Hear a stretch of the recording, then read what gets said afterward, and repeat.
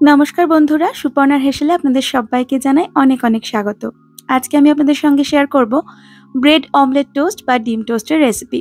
কলকাতার ভীষণই পপুলার একটা স্ট্রিট ফুড এটি। আমরা কিন্তু প্রায়শই চায়ের দোকান থেকে এই ডিম টোস্ট কিনে খেয়ে থাকি।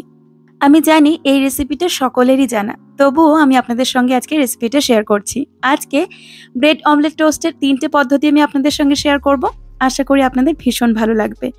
সকালের জলখাবার হোক বা সন্ধ্যের টিফিন, যখন খুশি আপনারা এটা চটজলদি বানিয়ে নিতে পারবেন। যেহেতু ব্রেড অমলেট টোস্টের 3টে পদ্ধতি আমি আপনাদের সঙ্গে শেয়ার করব, তাই আমি 3টে ব্রেড নিয়েছি আর ব্রেডগুলোকে কিন্তু মাঝখান থেকে অর্ধেক করে কেটে নিয়েছি প্রথমেই।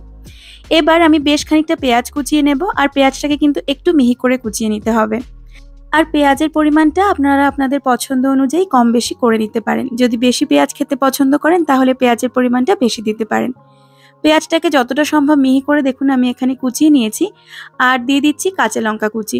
ঝালটাও অবশ্যই আপনারা আপনাদের স্বাদ অনুযায়ী অ্যাড করবেন। ঝাল বেশি খেতে পছন্দ করলে লঙ্কা কুচির পরিমাণটা বাড়িয়ে দিতে পারেন। আমি 3টে ব্রেড অমলেটের জন্য যতটুকু লঙ্কার প্রয়োজন ততটুকু এখানে নিয়ে নিয়েছি। আর লঙ্কাটাকেও যতটা সম্ভব মিহি কুচি করে নিতে হবে।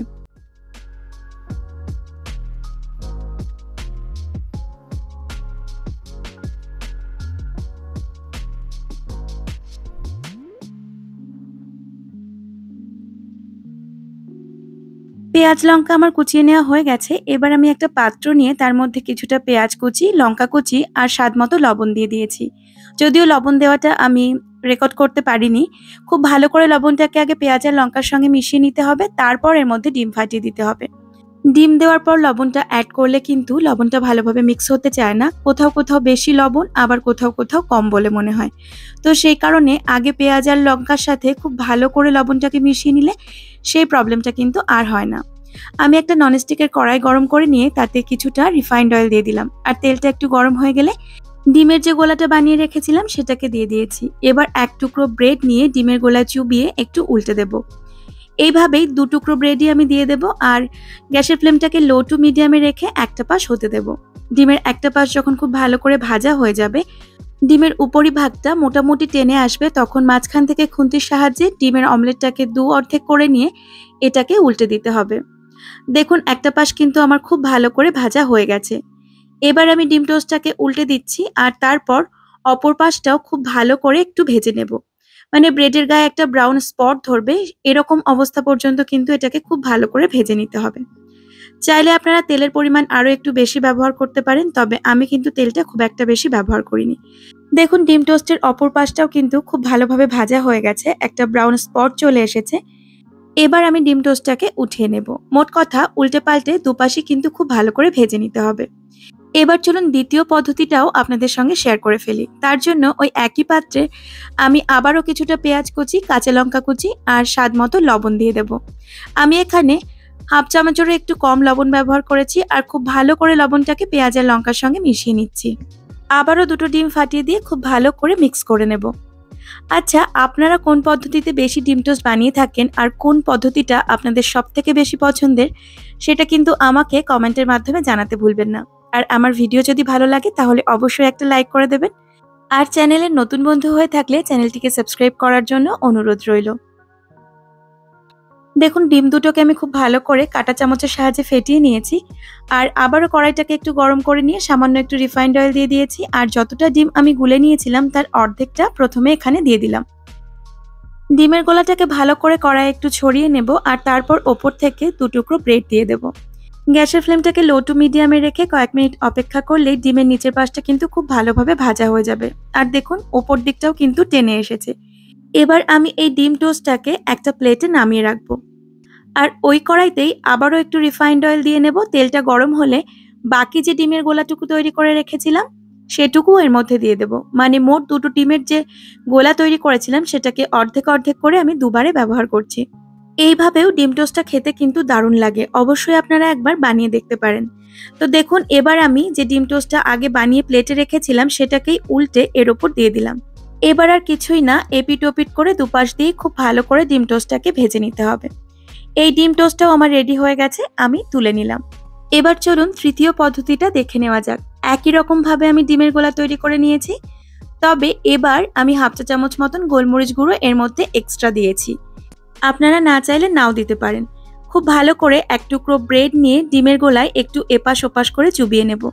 আর এই ব্রেডটা কিন্তু অনেকটাই ডিমের গোলা অ্যাবসর্ব করে নেবে। এবার কড়াইতে তেল গরম করে নিয়ে ডিমের গোলায় ডোবানো ব্রেডগুলোকে তুলে নিতে হবে।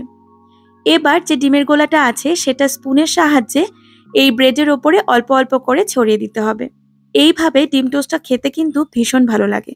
তবে এই পদ্ধতির জন্য তেলের পরিমাণটা একটু বেশি ব্যবহার করতে হয়, আর এইভাবে ডিম টোস্টটা বানাতে একটু বেশি সময় লাগে তুলনামূলকভাবে, কিন্তু খেতে অপূর্ব লাগে।